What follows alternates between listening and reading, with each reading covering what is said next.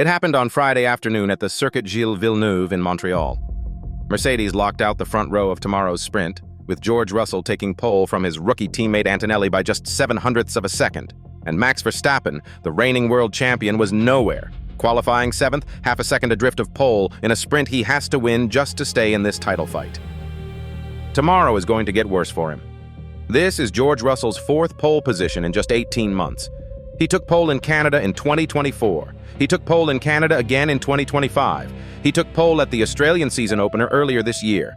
And now he's taken pole in Canada sprint qualifying for 2026. 4 poles, every single one of them landing at a moment when the championship was tipping towards someone else.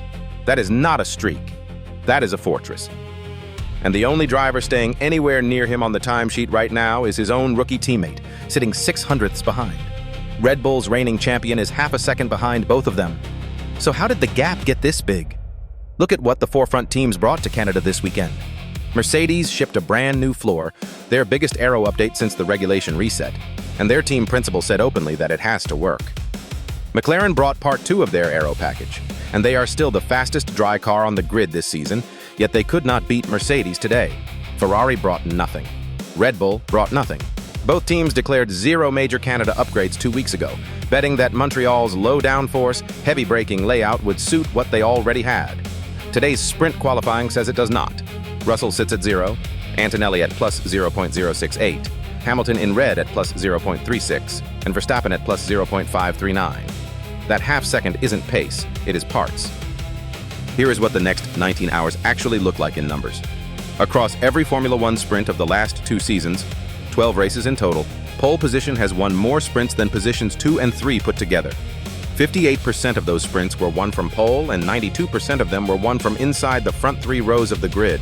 And no driver in 2 full years has ever won a sprint starting from outside the top 3 by more than a single grid slot. Verstappen is starting 7th, which would require a 24-month statistical anomaly to overcome. Russell starts 1st, Antonelli starts 2nd, and between them, the 2 Mercedes drivers cover 3/4 of every historical sprint outcome. The data has already chosen a winning team. It just hasn't picked which Mercedes. Our call is Russell from pole because the upgrade race is over and that half second isn't getting any smaller overnight. Sprint lights out is tomorrow at 2:30 Eastern. If Russell wins it, we get the cleanest data signal of the season.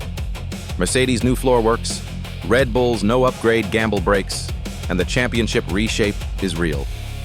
If Antonelli wins it instead, the rookie story cracks through another ceiling, and if Verstappen somehow wins it from 7th, then every single model on this grid was wrong about every regulation change of 2026. The data has already voted. Tomorrow just tells us by how much.